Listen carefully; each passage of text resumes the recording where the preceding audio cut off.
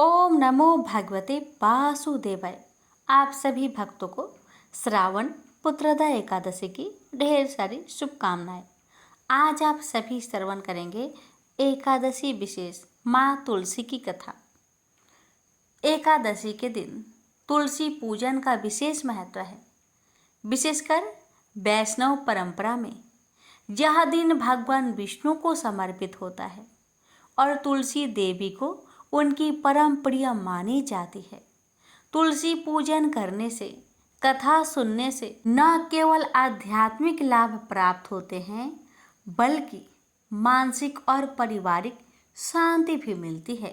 तो तुलसी माता भगवान विष्णु को अत्यंत प्रिय है। एकादशी के दिन जो भी भक्त श्रद्धा और भक्ति के साथ तुलसी पूजन कर कथा श्रवण करता है उस पर विष्णु भगवान की विशेष कृपा प्राप्त होती है। भक्तों, इतना ही नहीं, तुलसी पूजन से व्रत का फल कई गुना बढ़ जाता है। यह ऐसा माना जाता है कि बिना तुलसी के एकादशी पूजा अधूरी मानी जाती है। तो आइए भक्तों, श्रवण करते हैं सभी मनोकामना को पूर्ण करने वाली माँ तुलसी की कथा। एक बुढ़िया माई तुलसी जी को सींचती और कहती कि हे तुलसी माता, सत की दाता, मैं तेरा बिरला सींचती हूँ। मुझे बहू दे, पीतांबर की धोती दे, मीठा मीठा घास दे, बैकुंठा में बास दे, चटक की चाल दे, पाटक की मौत दे, चंदन का काठ दे, रानी सा राज दे, दाल भात का भोजन दे, 11 की मौत दे, कृष्णा जी का कांधा दे। तब तुलसी माता यह सुनकर सूखने लगी तो भगवान ने पूछा कि हे तुलसी, तुम क्यों सूख रही हो? तुलसी माता ने कहा कि एक बुढ़िया रोज आती है और यही बात कह जाती है, मैं सब बात तो पूरा कर दूंगी, लेकिन कृष्ण का कंधा कहाँ से लाऊंगी? तो भगवान बोले, जब वो मरेगी तो मैं अपने आप ही कंधा देने आऊंगा। तू बुढ़िया माई से कह देना। जब बुढ़िया माई मर गई, सब लोग आ गए। जब माई को ले जाने लगे तो वह किसी से न उठी। तब भगवान एक 12 बरस के बालक का रूप धारण करके आए। बालक ने कहा, मैं कान में एक बात कहूँगा तो बुढ़िया माई उठ जाएगी। बालक ने कान में कहा, बुढ़िया माई मन की निकाल ले, पीतांबर की धोती ले, मीठा मीठा ग्रास ले, बैकुंठा में बास ले, चटक की चाल ले, पाटक की मौत ले, कृष्णा जी का कांधा ले। यह सुनकर बुढ़िया माई हल्की हो गई। भगवान ने कंधा दिया और बुढ़िया माई को मुक्ति मिल गई। हे तुलसी माता, जैसे बुढ़िया माई को मुक्ति दी वैसे सबको देना। प्रेम से बोलिए तुलसी महारानी की जय। एक बार लक्ष्मी माँ सरस्वती और माँ गंगा के बीच किसी बात को लेकर बहस हो जाती है और यह बहस इतनी ज्यादा बढ़ जाती है कि एक दूसरे को श्राप दे देती है। गंगा माँ ने माता लक्ष्मी से कहा कि तुमने मुझे नदी का वेग बनाया है, तो मैं तुम्हें श्राप देती हूँ कि तुम एक पौधा बन जाओ जो वृंदा बनकर बाद में तुलसी का पौधा बने। तभी वहां माँ पार्वती आ जाती है और कहती है कि आखिर आप लोग एक दूसरे से क्यों लड़ रहे हो? माँ गंगा कहती है कि लक्ष्मी मेरे ऊपर हंसी है, इसलिए मैंने श्राप दे दिया। इस बात पर माँ पार्वती कहती है कि आप लोग ने गुस्से में एक दूसरे को श्राप दे दिया, लेकिन इस बात का भान है कि आप श्राप के कारण कितना कष्ट झेलना पड़ता है।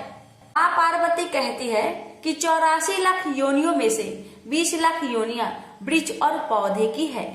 लक्ष्मी, तो आप बताइए कि एक बार पौधे के रूप में धरती में जाने के बाद आपको वृक्ष या पौधे के रूप में किस किस योनि पर रहना पड़ेगा?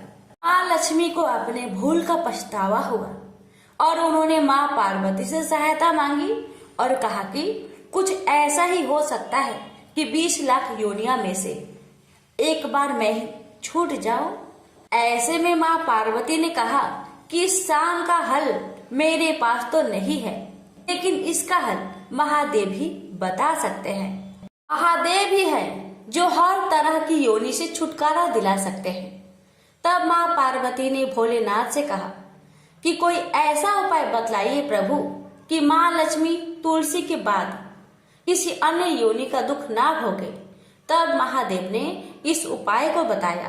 कार्तिक माह में लक्ष्मी जी ने तुलसी के कुआरे के रूप में प्रकट हुई। कहा जाता है कि द्वादशी तिथि के दिन तुलसी के पौधे में लगी मंजरी को तोड़कर शालिग्राम को अर्पित कर दे। ऐसा करने से माँ लक्ष्मी का पौधे की योनि से मुक्ति मिल जाती है और वह किसी अन्य पेड़ पौधे की योनि में नहीं जाती है और मोक्ष पा लेती है। इसके साथ ही ऐसा करने से व्यक्ति को माँ लक्ष्मी का सुख समृद्धि, धन संपदा, ऐश्वर्य का आशीर्वाद देती है। तुलसी मंजरी को भगवान कृष्ण को भी चढ़ाया जा सकता है। ऐसा करने से माँ लक्ष्मी के साथ कृष्ण भगवान प्रसन्न होते हैं। प्रेम से बोलिए तुलसी माता की जय, लक्ष्मी नारायण की जय। तुलसी माता और गणेश भगवान की कथा। भगवान श्री गणेश को तुलसी नहीं चढ़ती। इसके पीछे पुराणों में एक रोचक कथा मिलती है। एक समय में धर्मात्मज नाम के राजा हुआ करते। उनकी कन्या तुलसी यौन अवस्था में थी। अपने विवाह की इच्छा लेकर तीर्थ यात्रा पर निकल पड़ी। उन्होंने कई जगह की यात्रा की। एक स्थान पर उन्हें तरुणावस्था में भगवान श्री गणेश को तपस्या में लीन देखा। भगवान गणेश का रूप अत्यंत मोहक और आकर्षक था। तुलसी भगवान गणेश के इस रूप पर मोहित हो गई और अपने विवाह का प्रस्ताव उनके समक्ष रखने के लिए उनका ध्यान भंग कर दिया। भगवान गणेश ने स्वयं को ब्रह्मचारी बताते हुए तुलसी का विवाह प्रस्ताव ठुकरा दिया। तुलसी को भगवान गणेश के इस रूखे व्यवहार और अपना विवाह प्रस्ताव ठुकराए जाने से बहुत दुख हुआ और उन्होंने आवेश में आकर भगवान गणेश को 2 विवाह होने की श्राप दे दिया। इस पर श्री गणेश ने भी तुलसी को असुर से विवाह होने का श्राप दे डाला। बाद में तुलसी को अपनी भूल का एहसास हुआ और भगवान गणेश से क्षमा मांगी। ना तुम्हारा श्राप खाली जाएगा ना मेरा। मैं रिद्धि और सिद्धि का पति बनूंगा और तुम्हारा भी विवाह राक्षस जलांधर से अवश्य होगा। लेकिन अंत में तुम भगवान विष्णु और श्री कृष्ण की प्रिया बनोगी और कलयुग में भगवान विष्णु के साथ तुम्हें पौधे के रूप में पूजा जाएगा। लेकिन मेरी पूजा में तुलसी का प्रयोग नहीं किया जाएगा। प्रेम से बोलिए तुलसी माता की जय, गणेश भगवान की जय। एक बार देवराज इंद्र देवगुरु बृहस्पति के साथ भगवान शिव का दर्शन करने कैलाश गए। महादेव ने दोनों की परीक्षा लेनी चाहिए, इसलिए रूप बदलकर अवधूत बन गए। उनके शरीर पर कोई वस्त्र न था। उनका शरीर जलती हुई अग्नि के समान धधक रहा था और अत्यंत भयंकर नजर आते थे। अवधूत दोनों के रास्ते में खड़े हो गए। इंद्र ने एक विचित्र पुरुष को रास्ते में खड़े देखा तो चौंके। इंद्र को देवराज होने पर गर्व घेरने लगा। उन्होंने उस भयंकर पुरुष से पूछा, तुम कौन हो? भगवान शिव अभी कैलाश पर विराज रहे हैं या कहीं भ्रमण पर है? मैं उनके दर्शन के लिए आया हूँ। इंद्र ने कई प्रश्न किए, लेकिन वह पुरुष योगियों के समान मौन ही रहे। इंद्र को लगा कि एक साधारण प्राणी उनका अपमान कर रहा है। उनके मन में देवराज होने का अहंकार उपजा, जो क्रोध में बदल गया। इंद्र ने कहा, मेरे बराबर अनुरोध करने पर भी तू कुछ नहीं बोलकर मेरा अपमान कर रहा है। मैं तुझे अभी दंड देता हूँ। ऐसा कहकर इंद्र ने वज्र उठा लिया। भगवान शिव ने वज्र को उसी समय स्तंभित यानी जड़ कर दिया। इंद्र की बाह अकड़ गई। भगवान अवधूत क्रोध से लाल हो गए। बृहस्पति उनके चेहरे पर आई क्रोध की ज्वाला को देखकर समझ गए कि ऐसा प्रचंड स्वरूप महादेव के अतिरिक्त किसी का नहीं हो सकता। बृहस्पति शिव स्तुति गाने लगे। उन्होंने इंद्र को भी महादेव के चरणों में लेटा दिया और बोले, प्रभु, इंद्र आपके चरणों में पड़े हैं, आपके शरणागत है। आपके ललाट से प्रकट अग्नि इन्हें जलाने को बढ़ रही है। हम शरणागतों की रक्षा करें। बृहस्पति ने विनती की, प्रभु, भक्तों पर आपकी सदा कृपा बरसती है। आप भक्त वत्सल और सर्वसम्मत है। आप इस तेज को कहीं और स्थान दे दीजिए ताकि इंद्र के प्राणों की रक्षा हो। भगवान रुद्र ने कहा, बृहस्पति, मैं तुम पर बहुत प्रसन्न हूँ। इंद्र को जीवन दान देने के कारण तुम्हारा एक नाम जीव भी होगा। मेरे तीसरे नेत्र से प्रकट इस अग्नि का ताप देवता सहन नहीं कर सकते, इसलिए मैं इसको बहुत दूर छोड़ूंगा। महादेव ने उस तेज को हाथ में धारण कर समुद्र में फेंक दिया। वहां फेंके जाते ही भगवान शिव का वह तेज तत्काल एक बालक के रूप में परिवर्तित हो गया। सिंधु से उद्भव होने के कारण उसका नाम सिंधु पुत्र जलंधर प्रसिद्ध हुआ। जलंधर जिसका नाम शंखचूड़ भी हुआ, शिव के तेज से उत्पन्न हुआ था। इस कारण परम शक्तियों से संपन्न था। वह देवों से भी ज्यादा शक्तिवान था। वह उस तेज से पैदा हुआ था जो इंद्र को समाप्त करने वाला था। इसलिए असुरों ने उसे अपना राजा बनाया। अवधूत रूप में यह लीला करने के बाद महादेव अंतर्ध्यान हो गए। इंद्र के गर्भ का भंजन भी हुआ, भगवान के दर्शन भी हो गए। तुलसी से जुड़ी एक कथा बहुत प्रचलित है। श्रीमद् देवी भागवत पुराण में इनके अवतरण की दिव्य लीला कथा भी बनाई गई है। एक बार शिव ने अपने तेज को समुद्र में फेंक दिया था। उससे एक महातेजस्वी बालक ने जन्म लिया। यह बालक आगे चलकर जालांधर के नाम से पराक्रमी दैत्य राजा बना। इसकी राजधानी का नाम जालांधर नगरी था।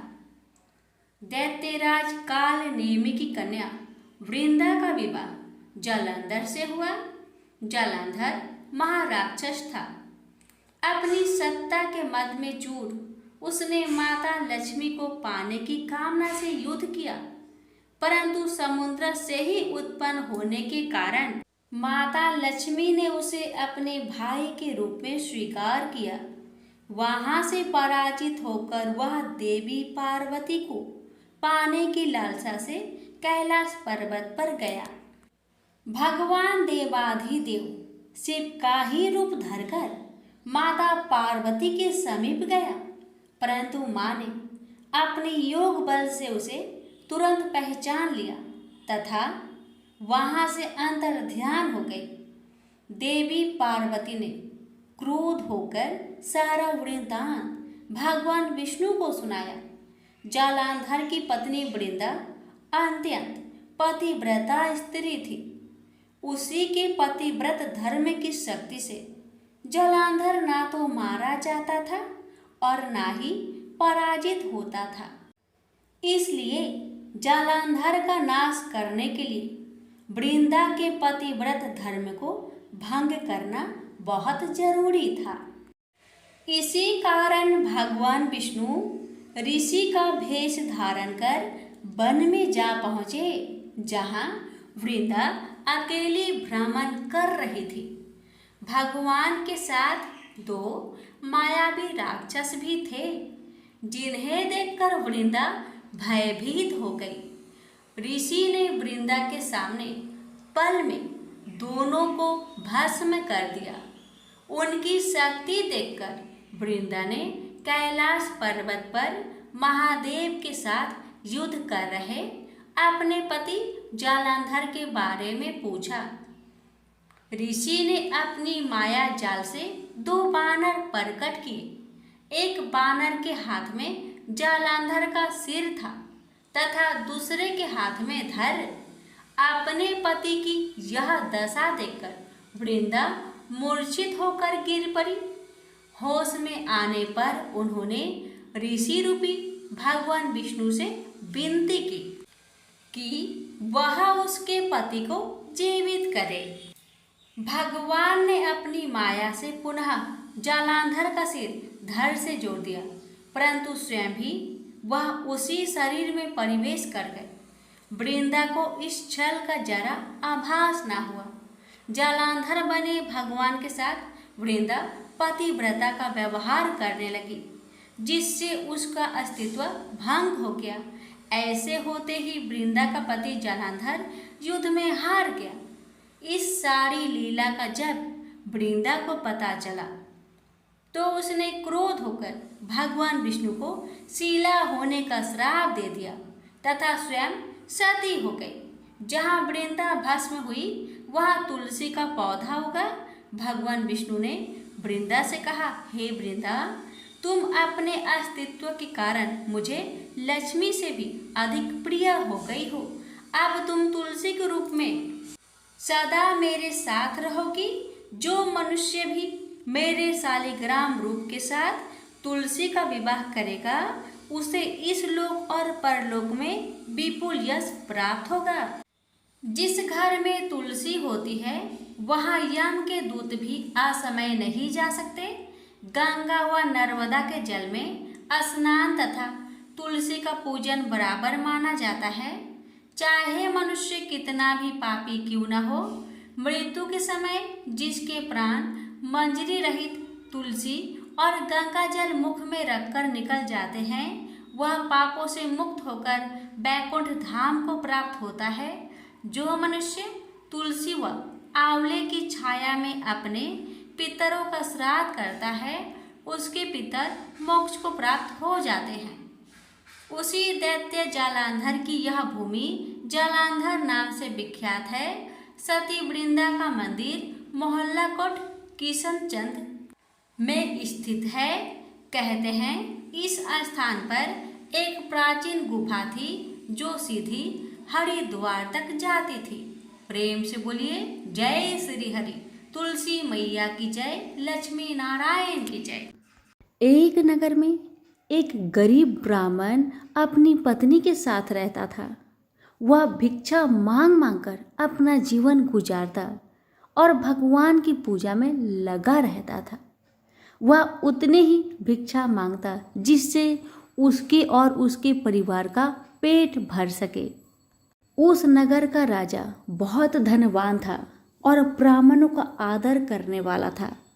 राजा किसी भी ब्राह्मण को अपने महल से खाली हाथ नहीं जाने देते थे।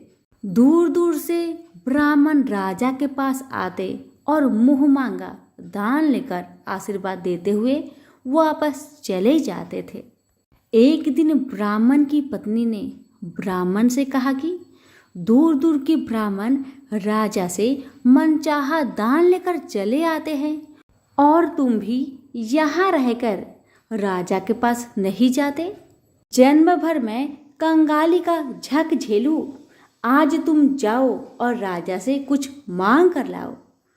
ब्राह्मण ने पत्नी को समझाते हुए कहा, तू तो बावड़ी है, हमें धन की क्या जरूरत, हमें इतना तो मिल ही जाता है जिससे हम अपना पेट भर सके। और राजा का धन तो अच्छा नहीं होता, वो हमें नहीं लेना चाहिए। ब्राह्मण की पत्नी जिद पर अड़ गई और बोली, मैं तुम्हारी एक भी बात सुनने वाली नहीं। कब तक हम कंगाली में जीते रहेंगे? तुम तो रोज माला लेकर बैठ जाते हो। अपने बच्चे को क्या खिलाएंगे और क्या पहनाएंगे? जब बच्चे दूसरे बच्चों को पहनते, ओढ़ते और खाते पीते देखेंगे तो उनका भी मन ललचाएगा। अब तुम राजा के पास जाओ। राजा बहुत भला व्यक्ति है, वो हमें मुंह मांगा दान जरूर देंगे। मजबूर होकर ब्राह्मण राजा के महल की ओर चल पड़ा, पर राजा उस समय महल में नहीं था। ब्राह्मण को वापस लौटना पड़ा। दूसरे दिन ब्राह्मण की पत्नी ने ब्राह्मण को फिर से महल में भेजा, परंतु राजा फिर से महल में नहीं मिला। तीसरे दिन राजा महल में गया और उसने ब्राह्मण का स्वागत किया और उसे आसन पर बैठाया और साथ में ब्राह्मण देवता से 2 दिन न मिल पाने के लिए क्षमा भी मांगी। राजा ने कहा, मैं आपकी क्या सेवा कर सकता हूँ? ब्राह्मण ने कहा, जो मैं मांगू वो आप दे सकेंगे? राजा ने कहा, हाँ हाँ कहिए, मैं आपकी क्या सेवा कर सकता हूँ? ब्राह्मण ने निवेदन किया, महाराज मैं कुछ और नहीं चाहता, बस आप मुझे अपने पसीने की कमाई से 4 पैसे दान में दे दीजिए। ब्राह्मण की बात सुन राजा बहुत हैरान हो गए और मन ही मन सोचने लगे कि मेरे महल में कितने सारे धन पड़े हैं, पर मेरी मेहनत की 1 कौड़ी भी नहीं है। राजा ने ब्राह्मण से कहा, आप मुझे 1 दिन का समय दे, मैं कल आपको आपका मुंह मांगा दान दूंगा। ब्राह्मण महल से अपने घर को खाली हाथ ही लौट आए। ब्राह्मण को खाली हाथ आता देख पत्नी बोली, क्या हुआ, राजा ने कुछ दिया नहीं? ब्राह्मण बोला, राजा ने कल देने के लिए कहा है। ब्राह्मण की पत्नी सोचने लगी, शायद इन्होंने बहुत सारा धन मांगा होगा और राजा को इसकी व्यवस्था करने में समय लग रहा होगा, इसलिए कल बुलाया है। दूसरी ओर राजा ने अपने राजसी कपड़े बदलकर फटे पुराने कपड़े पहने और मजदूर जैसा भेष बना लिया। जब राजा की पत्नी ने देखा और कारण पूछा तो राजा ने सब कुछ बताया। रानी बोली, मैं भी आपके साथ चलूंगी। राजा के हाँ कहने पर रानी भी पुरानी साड़ी पहनकर आ गई। इस प्रकार राजा रानी मजदूरी की तलाश में शहर निकले। लुहारों के मोहल्ले में जाकर राजा ने आवाज लगाई, किसी को मजदूर चाहिए? आखिरकार एक लुहार ने उन्हें बुला लिया, जो पहिए पर हाल चढ़ाने की तैयारी कर रहा था। उसने राजा से कहा, देखो तुम्हें पहले खलात ठोकनी पड़ेगी और जब आग आ जाए उसके बाद घन पिटना होगा। फिर रानी की ओर देखकर कहा, तुम्हें कुएं से पानी लेकर होदी भरनी होगी और कोयले वाले घर से कोयला लेकर भट्टी में डालना होगा। तुम दोनों के दिन भर काम करने के लिए मैं तुम्हें 2-2 आने दूंगा। अगर काम पसंद हो तो बोलो, नहीं तो अपना रास्ता नापो। राजा रानी लोहार के बताए काम को करने लगे। राजा खलात ठोकने लगा, पर उसे काम ठीक से नहीं हो पा रहा था। लोहार नाराज होकर राजा को ठीक से काम करने के लिए कहता है। राजा जैसे तैसे अपना काम करने लगा। रानी भी कुएं से पानी भरकर लाने लगी। रानी के हाथ में फफोले पड़ गए। किसी तरह बड़ी कठिनाइयों से उसने पानी का हौज भरा। उसके बाद रानी कोयला लाकर भट्टी में डालने लगी। कोयला भरने के कारण रानी के गोरे गोरे हाथ और कपड़े काले पड़ गए। भट्टी में आग आने पर लुहार ने पात भट्टी में से निकालकर पहियों पर जमाई और एक घन अपने हाथ में लेकर और एक राजा के हाथ में देकर कहा, देखो बारी बारी से घन इस पर पटकना, हाथ इधर उधर ना होने पाए। राजा जोर जोर से घन पटकने लगा, लेकिन उसका निशाना ठीक नहीं बैठता था। कभी घन हाल पर गिरता तो कभी पहिए पर। मजदूरों का ऐसा काम देखकर लुहारिन बरबराती हुई आई और लोहार से कहने लगी, तुमने कहाँ से यह नौसिखिए मजदूर काम पर लगाए हैं? इनसे काम तो होगा नहीं। यह मजदूर तुम्हारा सब काम बिगाड़ देंगे। राजा रानी उन दोनों की फटाकर सुनते सुनते अपना काम मन लगाकर करते रहे। घन पटकते पटकते राजा का शरीर पसीना से तर तर हो गया और जोर शोर से सांस चलने लगी। रानी भी पानी भरते भरते और कोयला झोंकते झोंकते थक कर चूर हो गई। दोनों ने पूरे दिन बहुत मेहनत की। लुहार ने राजा रानी को 2-2 पैसे दिए, जिसे वो बड़ी खुशी खुशी लेकर महल आ गए। आज उन्हें पता चला कि मेहनत की कमाई कैसी होती है। राजा ने 4 पैसे अलग रख दिए और अगले दिन ब्राह्मण को बुलाकर उसे दे दिए। ब्राह्मण राजा को आशीर्वाद देकर घर लौटा और ब्राह्मणी से कहा, लो, मैं राजा के यहाँ से दक्षिणा ले आया हूँ। ब्राह्मणी खुश होकर दौड़ती हुई आई, पर जब उसने 4 पैसे देखे तो वह ठिठक कर रह गई और उन्हें दूर फेंक दिया। वो जल भूनकर ब्राह्मण से बोली, तुम जैसे दरिद्र राजा के यहाँ भी जाकर कुछ नहीं मांगा, शर्म भी नहीं आती। इतना कहकर रूठ कर चली गई और बहुत देर तक बरबराती रही। ब्राह्मण ने उन 4 पैसों को उठाकर तुलसी के पास रख दिए और सोचा, जब ब्राह्मणी शांत हो जाएगी तो जरूरत पड़ने पर ये सिक्के को उठा लेगी। परंतु कई दिनों तक पैसे वहीं रखे रहे और फूल बेलपत्र ऊपर से गिर गिर कर मिट्टी में दब गए। ब्राह्मण और ब्राह्मणी दोनों ही उन सिक्कों के बारे में भूल गए। कुछ दिनों के बाद तुलसी जी के घर में 4 पौधे उगे। चारों पौधे बहुत सुंदर थे। यह देख ब्राह्मणी रोज उसमें पानी डाल देती। 4 महीने बाद वो पौधे बड़े हो गए और उनमें फूल लगने लगे। फूल सूखने पर इनसे मोती झरने लगी। ब्राह्मण और ब्राह्मणी ने कभी मोती नहीं देखे थे। वो समझे कि कोई बीज है। हर रोज कई कई फूल झरते और मोती पूरे तुलसी पर बिखर जाते।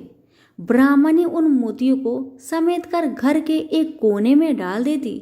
इस तरह वहां मोतियों का ढेर लग गया था। एक दिन एक सब्जी वाली आई। ब्राह्मणी को सब्जी लेनी थी, पर उसके पास पैसे नहीं थे। उसने सब्जी वाली से कहा, क्या तुम इन चमकदार बीजों के बदले सब्जी दे सकती हो? सब्जी वाली ने देखा तो वो पहचान गई, अरे ये तो मोती है। उसने खुशी खुशी ब्राह्मणी को उन मोतियों के बदले उनकी मनपसंद सब्जी दे दी। अब से हर रोज ऐसा होने लगा। ब्राह्मणी और सब्जी वाली दोनों खुश थे। सब्जी वाली यह सोचकर खुश थी कि मुझे 1 पैसे की तरकारी के बदले हजारों का माल मिलता है, और ब्राह्मणी ये सोचकर खुश थी कि इस बीजों के बदले सब्जी मिल जाती है। इस प्रकार कई महीने बीत गए। उधर राजा के महल में कई राजहंस थे जो मोती चुगते थे। राजा का यह नियम था, जब राजहंस मोती चुग लेते थे उसके बाद ही राजा और उसका परिवार भोजन करता था। एक समय बाद राजा का सारा धन उन मोतियों और दान देने में खर्च हो गया। अब राजा को मोती खरीदने के पैसे तक नहीं बचे। यह खबर पूरे नगर में फैल गई। ब्राह्मण और ब्राह्मणी को जब यह पता चला तो उन्होंने यही विचार किया कि राजा बहुत दानी और नेक दिल है। उसने अपना सब कुछ दान कर दिया, यहाँ तक कि शायद उनके पास खाने को भी कुछ नहीं है। ऐसा हालत में हमें उन लोगों की सहायता करनी चाहिए। ब्राह्मण ने ब्राह्मणी से कहा, अगर तू कहे तो इसमें से कुछ बीज राजा को दे दूं। तू कहती है इससे सब्जी और खाने की चीज मिल जाते हैं। ब्राह्मणी ने कहा, हाँ, मैं रोज इसके बदले सौदा लिया करती हूँ। ऐसा कहकर ब्राह्मणी 1 टोकरी बीज भर लाई। ब्राह्मण राजा के पास पहुंचा और उसे वो मोती दिए और राजा को सारी बात बताई।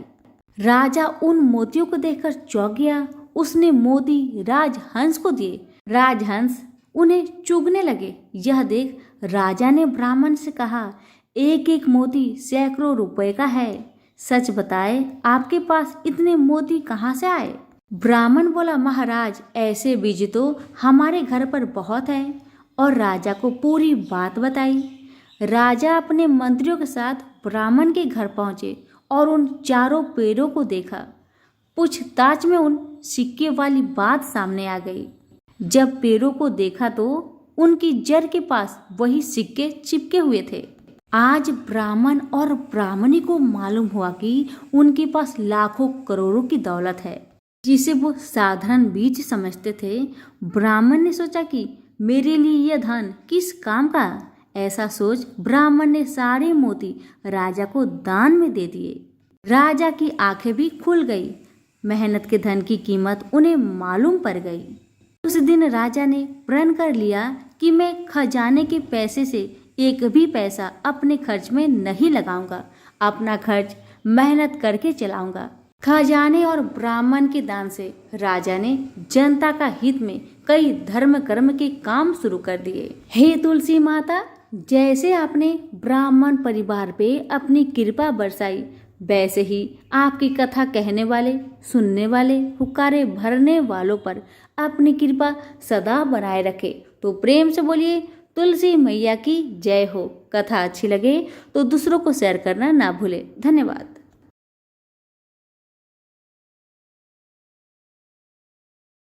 एक बार माता लक्ष्मी भगवान विष्णु से पूछती है, हे स्वामी, तुलसी के पास दीपक जलाने का क्या महत्व है और रोज शाम को तुलसी के पास दिया क्यों जलाया जाता है?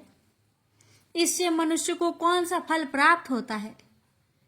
तुलसी के पास दीपक जलाने की विधि क्या है तथा दीपक जलाते समय कौन से मंत्र का उच्चारण करना चाहिए? कृपया आप मुझे विस्तार से बतलाइए।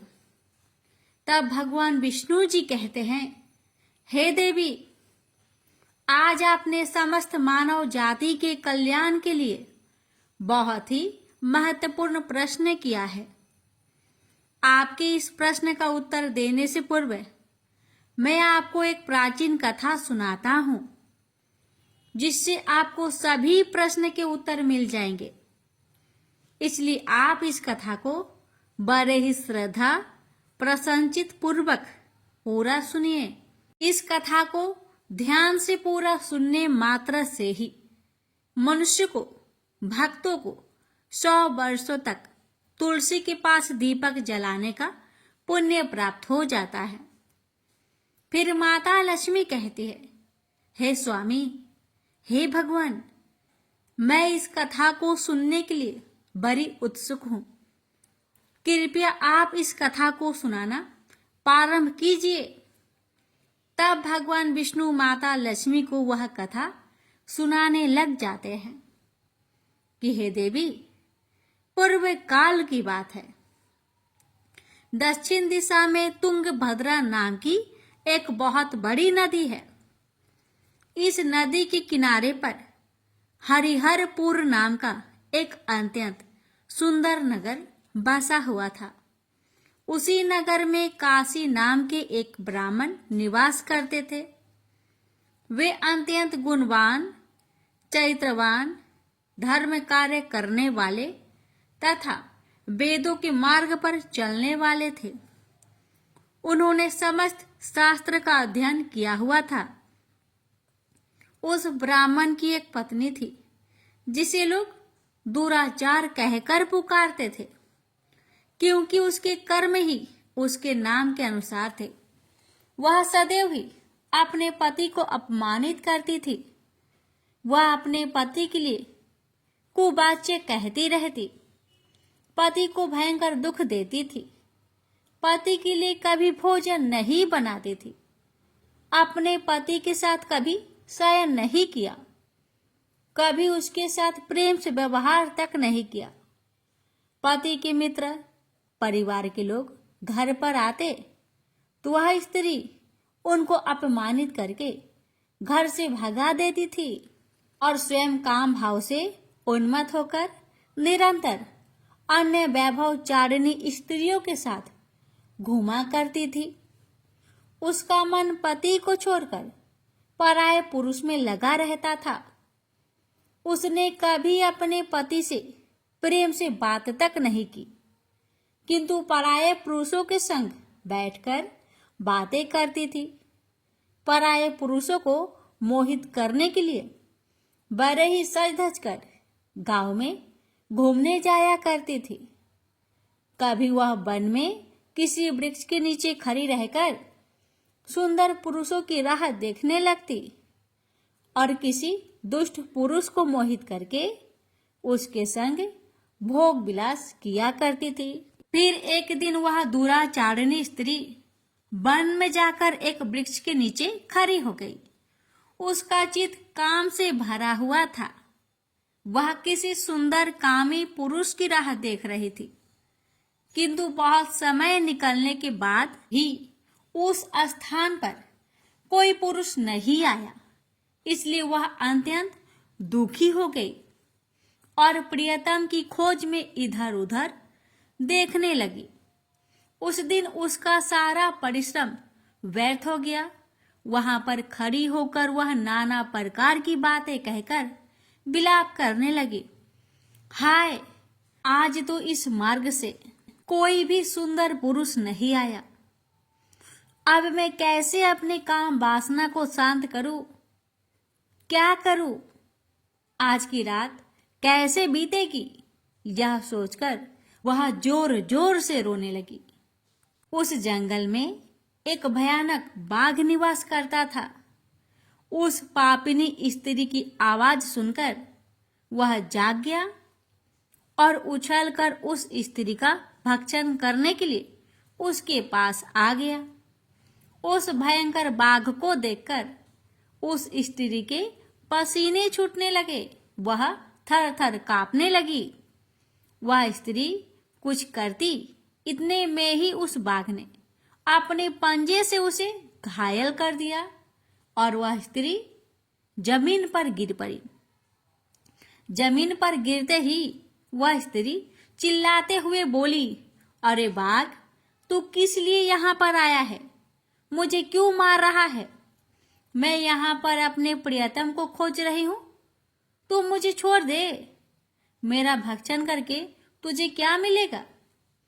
उस स्त्री की बात सुनकर वह भयानक बाघ क्षण भर के लिए रुक गया और हंसते हुए बोला, ए दुष्टा, आज विधाता ने मुझे मेरा ग्रास नियुक्त किया है।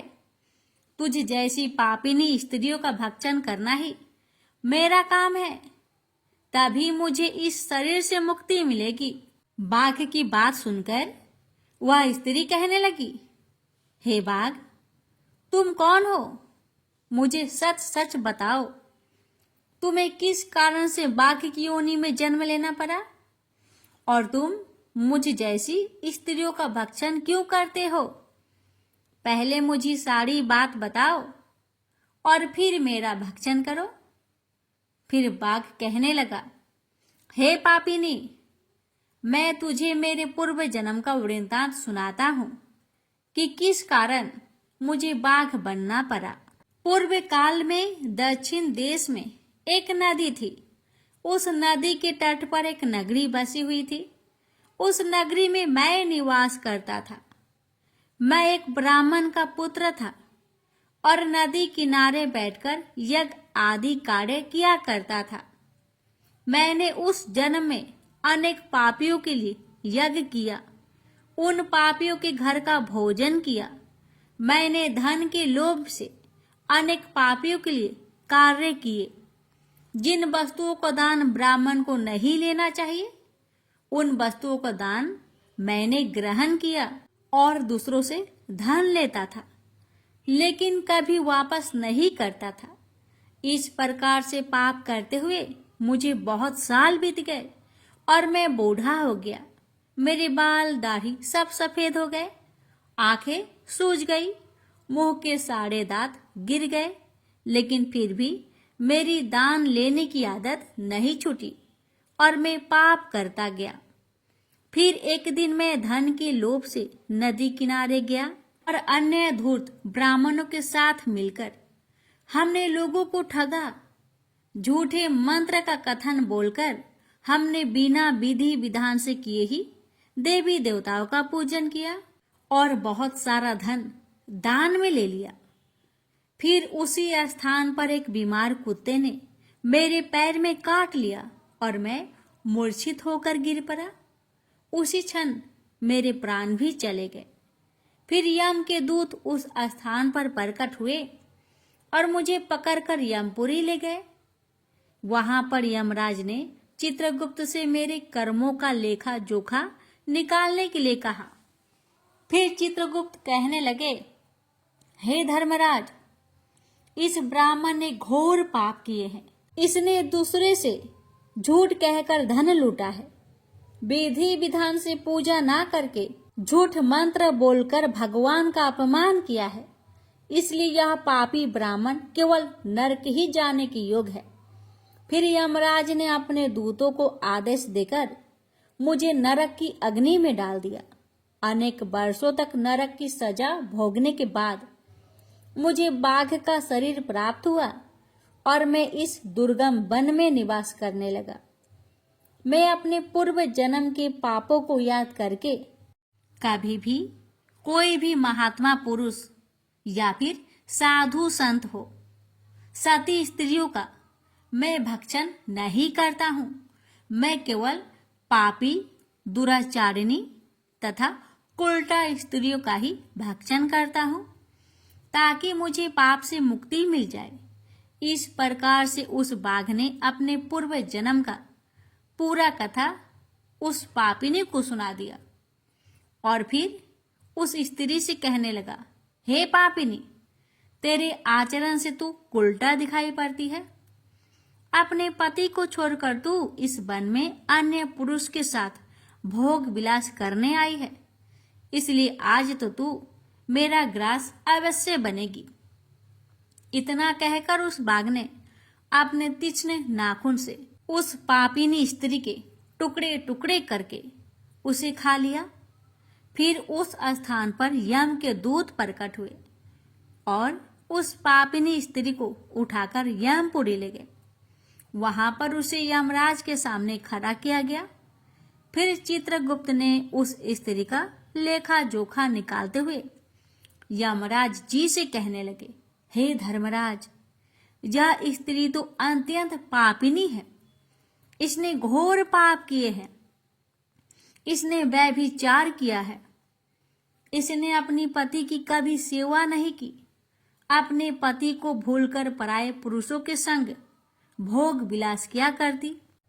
उसके पाप को सुनकर यमराज जी ने उस स्त्री को अग्नि से भरे हुए कुंडों में डालने का आदेश दिया। अनेक वर्षों तक उसे उस कुंड में पकाया गया। फिर उसे निकालकर दूसरे नरक में डाल दिया गया।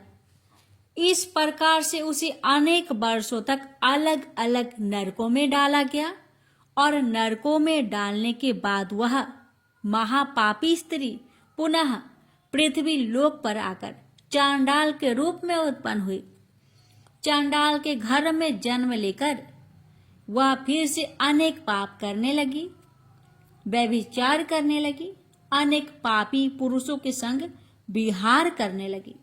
कुछ समय बाद पूर्व जन्म के पापों के कारण उसे कोढ़ का रोग हो गया और वह भयानक पीड़ा सहन करने लगी। उसका अंग अंग जलने लगा। उसके नेत्रों में पीड़ा होने लगी। इस दुख को सहन करती हुई अपना जीवन को बिता रही थी। फिर एक दिन वह तीर्थ में स्नान करने के उद्देश्य से अनंतपुरा में चली गई। वहां पर वह एक आश्रम के बाहर निवास करने लगी। वहां उस आश्रम में एक तुलसी जी का पौधा था। अन्य स्त्रियों को वहां पर तुलसी जी के पास दीपक जलाते हुए देखकर उस महापापी स्त्री ने भी वही किया। उसने तुलसी जी के पौधे के पास जाकर एक घी का दीपक जला दिया। फिर उसी रात हृदयघात से उसकी मृत्यु हो गई और यमराज के दूत उसे लेने के लिए आ गए।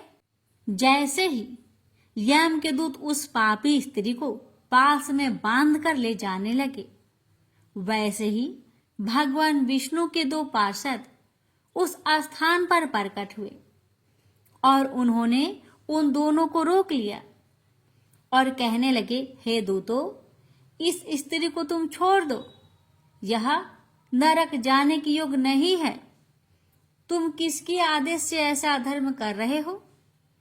फिर यम के दूत कहने लगे, हे पार्षदों, हम यमराज के आदेश से इस पापी स्त्री को उठाकर ले जा रहे हैं, किंतु आप हमें किस कारण से रोक रहे हैं?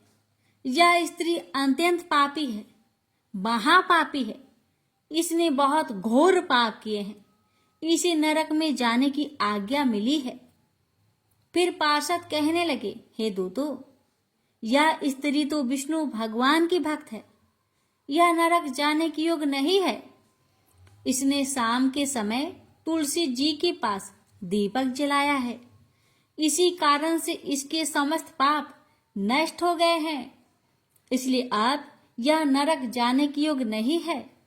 यह स्वर्ग जाने की अधिकारी बन चुकी है। पार्षदों की बात सुनकर यमदूतों ने उस स्त्री को उस स्थान पर छोड़ दिया और यमलोक लौट गए। वहां जाकर उन्होंने यमराज को सारा वृत्तांत सुना दिया। फिर भगवान विष्णु के पार्षद उस स्त्री को दिव्य विमान पर बैठाकर स्वर्ग ले गए। भगवान विष्णु कहते हैं, हे देवी, इस प्रकार से तुलसी के पास दीपक जलाने मात्र से ही मनुष्य के सभी पाप नष्ट हो जाते हैं, सभी संकट कट जाते हैं। जो स्त्री नित्य शाम को तुलसी जी के पास दीपक जलाती है, वह सौभाग्यशाली बन जाती है। उसके पूर्व जन्मों के सभी पाप नष्ट हो जाते हैं। उसे सुख समृद्धि की प्राप्ति होती है। रोज तुलसी के पास दीपक जलाते समय इस मंत्र का उच्चारण करना चाहिए। ओम तुलसी देवे च विद्महे विष्णुप्रियाय च धीमहि तन्नो बृंदा प्रचोदया। इसका अर्थ है, विष्णुप्रिया तुलसी, मैं आपको नमन करती हूँ। आप मुझे उच्च बुद्धि दीजिए। हे वृंदा, आप मेरे मन को रोशन करें। भगवान विष्णु कहते हैं, हे देवी, हजारों अमृत के घरों से नहलाने पर भी श्री हरि विष्णु को उतनी तृप्ति नहीं होती जितनी कि वे मनुष्य के द्वारा तुलसी का एक पत्ता चढ़ाने से प्राप्त करते हैं। 10,000 गौदान से मानव को जो फल प्राप्त करता है, वही फल तुलसी पत्र के दान से पा लेता है।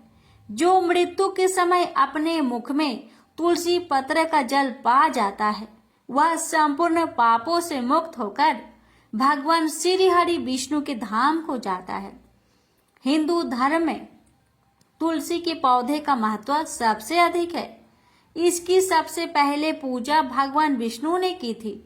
भगवान विष्णु कहते हैं, जिस प्रकार से देवी लक्ष्मी से बैकुंठ को ऐश्वर्य प्राप्त है, उसी प्रकार से बैकुंठ में तुलसी के कारण ही पवित्रता प्राप्त है। पृथ्वी लोक पर जिस स्थान पर भी तुलसी का पौधा होगा, उस स्थान पर कभी बुराई का वास नहीं होगा। ऐसा स्थान सबसे अधिक पवित्र होगा। इसी कारण से हमें हमारे घर में तुलसी का पौधा अवश्य लगाना चाहिए। इस प्रकार से भगवान विष्णु ने तुलसी के पास दिया जलाने का महत्व, महिमा बताए। अगर कथा अच्छी लगे तो कमेंट बॉक्स में तुलसी महारानी की जय अवश्य लिखें और इस वीडियो को एक शेयर अवश्य करें। भगवान विष्णु आप सभी भक्तों की हर मनोकामना को पूर्ण करे। प्रेम से बोलिए जय श्री हरि।